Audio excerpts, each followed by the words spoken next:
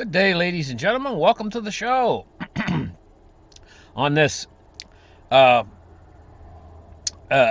April 3rd of 2025. Thank you for tuning in. What am I alarmed about? What's going on? What's happening? We're going to get started with it and take a look at what's going on. Uh, now here we're having a really rough day in the markets today. Let me refresh the page. Uh, we're down right now in the Dow Jones 1,562 points at 4662. The S&P's down 247 points. Now, what really here takes it back is oil went down $5.50. That's unbelievable. $5.50. Gold has actually held up better than anything else. It's actually seen a little bounce. It's down $8.40, which is comparatively speaking, it's less. It's only a quarter of 1%. It's down where everything else, oil's down over 7%. Anyway, listen, guys, that's not really the thing that I called you guys into this. Even though this is going on, this is big. You know, this is not really why I doing this show. What I'm doing this show about is Iran. I seen on YouTube. I've seen different people saying Iran attack on Iran imminent, and Trump has said going to bomb them like they've never been bombed before. And a lot of people are expecting the war with Iran to start up right away, right now, But no, I don't think so. I think they're wrong. Take a look at this. Trump gives Iran a 2-month deadline to reach a new nuclear deal. So really what's going on is it's not now that they're going to attack. They're not going to, I don't think. Now, I could be wrong on this. I can't state it definitively, but I don't think they're going to attack them right now because they've given them a 2-month deadline. It's after the deadline expires, this bomb them like they've never been bombed before is what we could expect after the deadline. 2 months from now. Why do I say we got 90 days? Okay. The potential. What's the potential? There's a lot of debate on the internet out there whether or not Iran's got nuclear weapons. It's like 5 years ago, for crying out loud. I heard them saying, "Oh, Iran will probably have a nuclear weapon within a couple months." That was like 5 years ago. Time has passed. Time and time and time again has passed since then. There's a lot of debate on the internet. Does Iran have nuclear weapons or don't they? Well, you know how Iran would respond to a new nuclear deal, I would think, would depend on whether they have nuclear weapons or not. Don't the inspectors, if they sign a nuclear deal, don't they have to, as part of the deal, don't they have to have let inspectors into all of their nuclear sites and nuclear facilities? Don't they? Question mark. I think they do. And I think they know that. Now, if nobody knows if they got nuclear weapons, but if they had nuclear weapons, it just seems to me that the last thing they want is a bunch of inspectors poking around. That's just me. I mean, I say if they have nuclear. If they don't have nuclear weapons, I suppose they would be more obligatory to sign a deal. But what's the odds, whether they have nuclear weapons or whether they don't have nuclear weapons? We can speculate on it. What's the odds of this deal going through? Even if they don't have nuclear weapons, I mean, this deal might not go through. It's very tricky trying to get a nuclear deal with Iran. This has been from previous administrations. It was very tricky. It's very tricky to get a nuclear. A time limit like this is very, very quick to try to get a nuclear deal through. if this is all hinging on a nuclear deal coming to pass or not, whether the United States attacks Iran, that's what it appears to be at this point in time. We should be prepared for the possibility, because it's a great possibility, that a nuclear deal does not go through. In my mind, I'm thinking to myself, and I'm saying, hey, you know, this might be a 50-50 sort of proposition whether this goes through or not, even though there's a lot of pressure on Iran. And I'm thinking to myself, hey, you know what? If Iran is so deeply involved in their nuclear program at this time, they might not agree, or they might not want to have even the enriched amounts of enriched uranium that they might have. They might not want to go through with a nuclear deal. I think there's a strong possibility, and so I'm putting it at 50-50 in my mind. I'm saying, hey, you know, this thing might not go through, or it might go through in the next 2 months. If it goes through, evidently the United States probably will back off to a certain degree, and so this won't come to fruition. This will not all happen like what I'm thinking. But what if the other happens? What if a nuclear deal doesn't go through and the United States takes up on its promise, and they take up on what they're going to do, and they start bombing Iran? What could happen? Well, Iran, there's a lot of things Iran can do, but possibly one of the most potent things Iran could do is shut off the Strait of Hormuz. So we got that going on. What would happen if Iran shut off the Strait of Hormuz? Well, back in the 1970s, they had a little bit of trouble with the oil flow into America, Saudi Arabia and the United States and stuff, and they had the oil crisis in the 1970s. I was in the United States at that particular time, and I remember there was big long lineups at the pump. People couldn't get gas. If they shut off the Strait of Hormuz, it could make that look like a picnic, a walk in the park. And what about gas prices? Even if you can get it, doubling in price and shortages everywhere. It could be worse than the 1970s. What was it in the 1970s? Was it an oil embargo? I think it was an embargo that caused what happened in the 1970s, if I remember right. An oil embargo. This would be worse. This would be shutting it off completely, the oil to the Middle East. I think 30% of the oil of trade and oil. Trade too. I mean, we're talking ships that go through there carrying goods. Everything from kids' toys to ship after ship. 30% of world trade and oil comes through the Strait of Hormuz. And Iran could really shut that down for months. But then there's also the nuclear thing, you know? Russia's taken the side of Iran. And the war in Ukraine is not over yet. So we're coming to a pressure point right now. And I'm going to tell you guys, this is such a pressure point that such a strong possibility that the United States could enter into a war, a hot war with Iran. That, like, I'm rating it 50-50. I'm just like throwing it out there and saying, hey, this is just 50-50. This whole thing could just melt in the next 90 days. The whole system could practically melt, never be the same again in the next 90 days, because this could blow into a... First off, I want to talk about nuclear war. There's two types of nuclear war.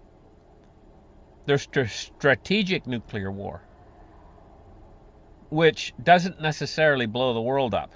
We've had nuclear war already. Back at the end of World War II, there was a nuclear war, a strategic nuclear war. They dropped 2 nuclear weapons on Japan.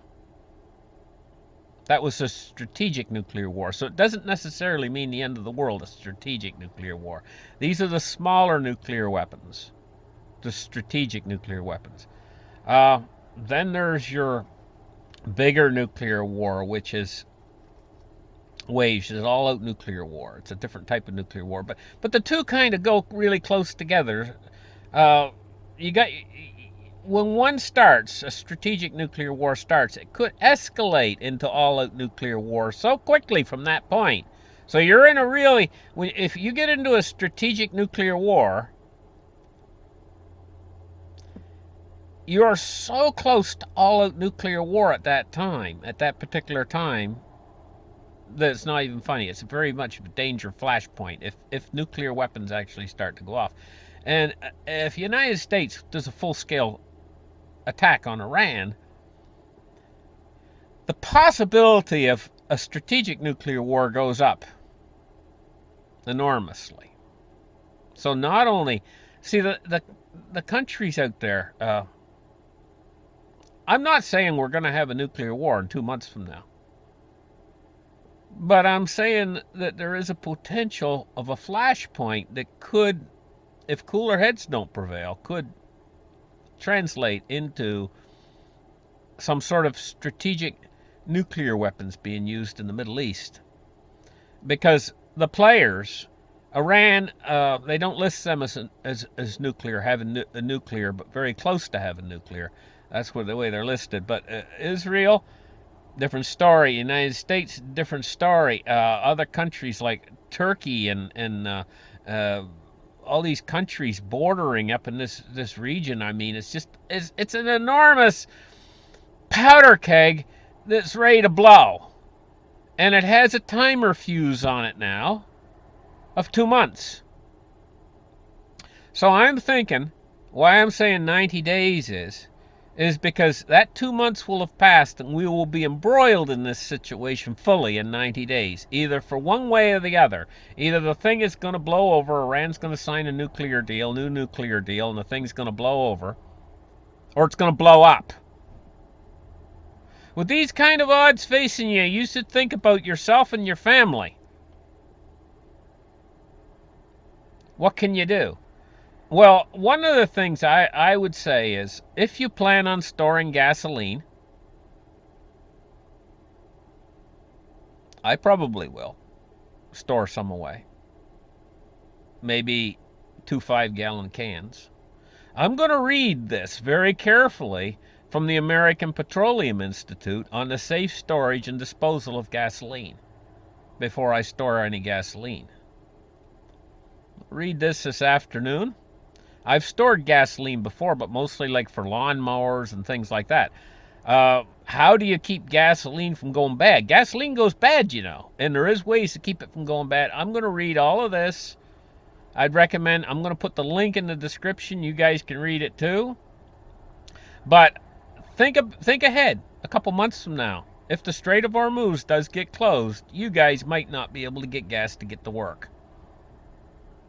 So if you do plan on storing gasoline, I'd recommend you read this. Now, what about water and food? It could get that bad. Seriously, you know? And I've been telling you guys to clean out one closet in your house and fill it with, put a rotating supply, you know. Buy stuff you like to eat. An awful lot of people, you know, they think about prepping and they go out and they buy a bunch of beans and rice and stuff like that. And it sits in the closet until it goes rancid. Buy stuff you like to eat, and then what you do is you rotate on it. You consume it. It starts to get a little bit old, you consume it. The things you like to eat, you know. And then you put new stuff in the closet, but you keep that rotating. You keep your closet constantly up to date. You only need one closet. You know how much food you can put in one closet? If you're storing it like in, we all know down at the hardware store, they got these 5-gallon pails with a lid. You go down to Home Depot, you can buy them for like $5 and $2 more for the lid, $7 a piece. You know, so for like $100, you can go out and buy like almost a dozen of them. They're stackable. Put your food inside. Snap the lid on the thing nice and tight. You might want to use one of those bags in the inside. I don't. I just put the food in there, canned food and everything. I just put it in bags of whatever, rice or whatever. I just put it in the 5-gallon pail, snap the lid on it, and you can stack them like 4, 5, 6 high, so they don't take up much space. Nothing can get at it because those containers are really, really, they're they're sealed. They're great for storing food. Fit in your closet nicely. You can probably put 5 high all the way to the ceiling in one row, and in just a typical closet, you can probably get, I don't know, probably 20 of them in there, 5-gallon pails full into a typical closet. Your water won't spill too. And you want to buy bottled water, you can arrange the bottles in there inside the 5-gallon pail and snap the lid on, and now it won't spill. And it'll last, water lasts a long time. Things like rice and flour and things like that, they last inside one of those pails, lasts a long time. Okay? We're moving into a situation where everything could just explode in this. And you might be awful happy you have it, even if we don't go into a SHFT. Still, you might be dealing with things like long lines at the pumps, not being able to get gas, wartime stuff. The people in 1940s knew all about this. Rationing, wartime. It's like you can't even get sugar, for crying out loud. You know, maybe you got one 5-gallon pail in your closet and you fill it with 5-pound bags of sugar. You might, just doing that alone, you might be over all your neighbors because maybe they can't get any sugar for their tea or whatever. I mean, this is the kind of thing we might be facing in wartime situation. I'm trying to explain to you guys that this is a son of a gun. I'm thinking to myself, hey, that perhaps we might, you can't tell exactly what the future holds, but oftentimes on my show, I've seen situations, we've passed through so many things that are coming at us, and somehow we end up getting through, slipping through the knot. COVID looked really bad. When it was first coming out of China, guys, I was on here and I was telling you guys, and their death rate was not like it was when it came through as after it mutated. Before it mutated, when it was first coming out of China, it had a much higher mortality rate. It was much more virulent. And I was worried it would stay virulent like that. It would have shut down our society if it had stayed virulent like that. Virulent like that. But as it mutated, it became less and less of a threat. More of a threat because it became more contagious, but it was more like a common cold in the end, or a severe cold, flu. As it became into, what was it called? The it's on the tip of my tongue. There's a name for it when it really passed through the population. And when it was first passing through the population, it was a deadly disease in China. I was very concerned, and we got through that. We got through it together, right? But then we faced other threats, like the war in Ukraine has been a huge potential threat. And we've somehow managed to get through that without it going nuclear. And I mean, it came close. The Russians launched was it IRBM, at a city in Ukraine. It blew up with conventional explosion. But that's how close we were getting.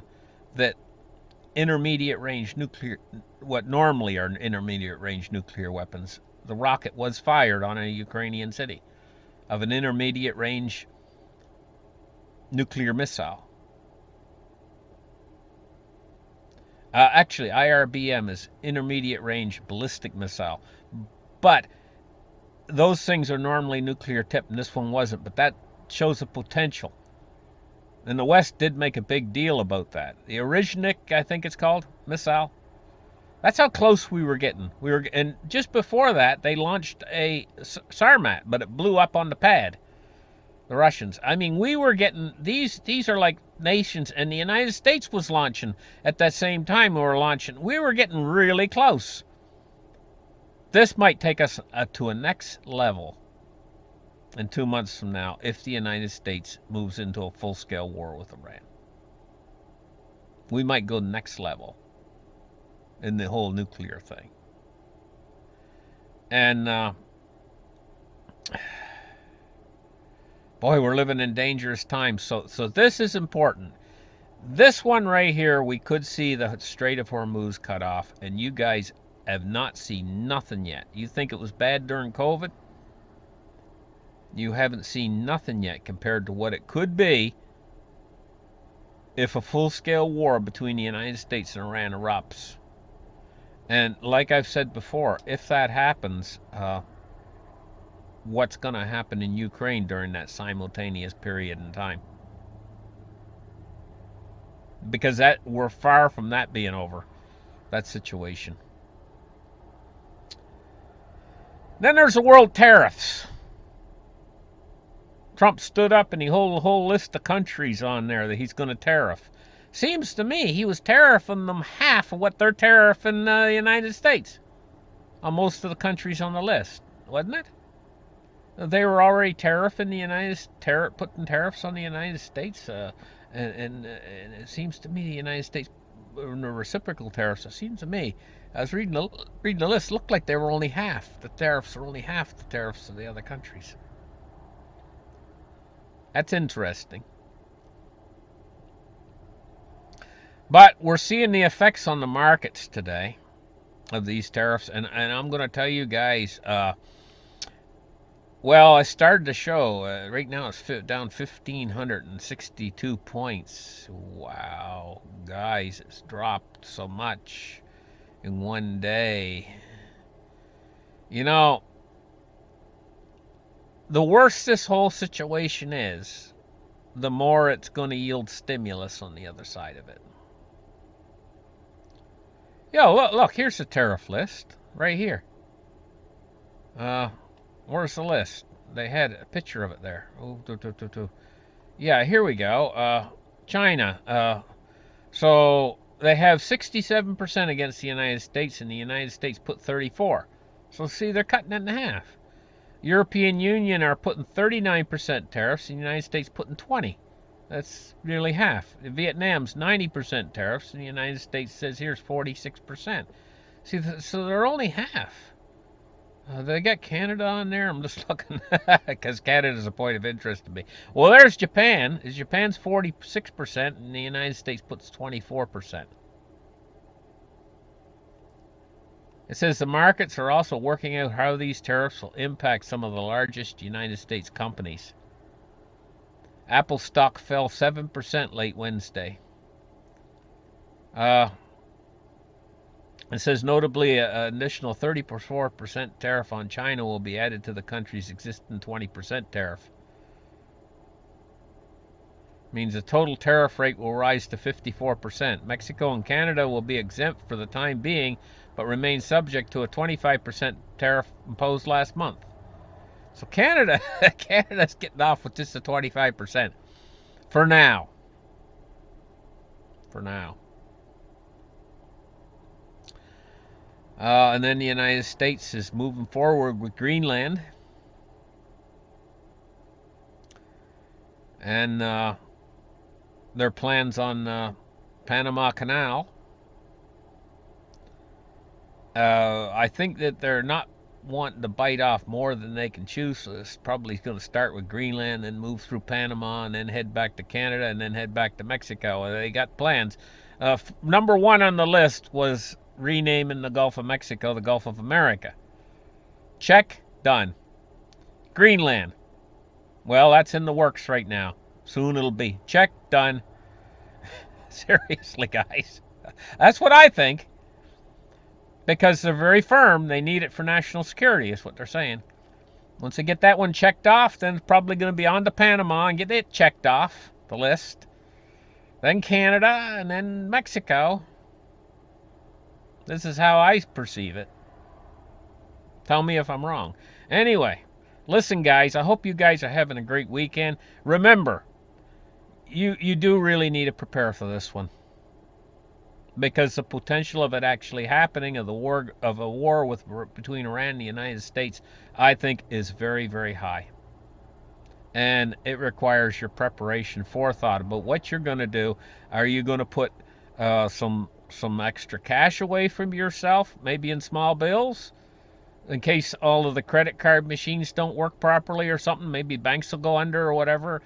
Do you want to are you thinking about putting a little bit of gas away for yourself? Well, then read the API Safe Storage and Disposal Manual. Putting a link in the description. Are you thinking about putting some food away for yourself? Dry food, canned food, all good options. Buy stuff that you like to eat now. Don't go buying stuff that you would never eat. Because when you're stuck in the crisis, you'll be saying, why did I buy these dried beans? I don't even know how to prepare them properly. But it's all I got. Well, at least he's better with his dried beans than the guy who hasn't bought nothing. At least he's gonna have some beans to eat if he can figure out how to soak them and stuff, not eat them crunchy. Anyway, guys, you guys have a great time this weekend and stuff coming up. Let's see. I'm thinking about doing something this weekend. We got Friday, Saturday, and Sunday. Looking forward to the week. Listen, thank you for watching my show. Really appreciate my audience out there. I'm going to try to keep you up to date with the latest of what's going on and when and how and where to prepare for it, and not to blow up right now, because I really don't think this war is going to erupt for the next 2 months. But that gives you 2 months to think about what you're going to do. Maybe if you're already a prepper, or maybe you want to make some extra preparations, that's a good idea. We'll catch you guys in the next show. Bye-bye.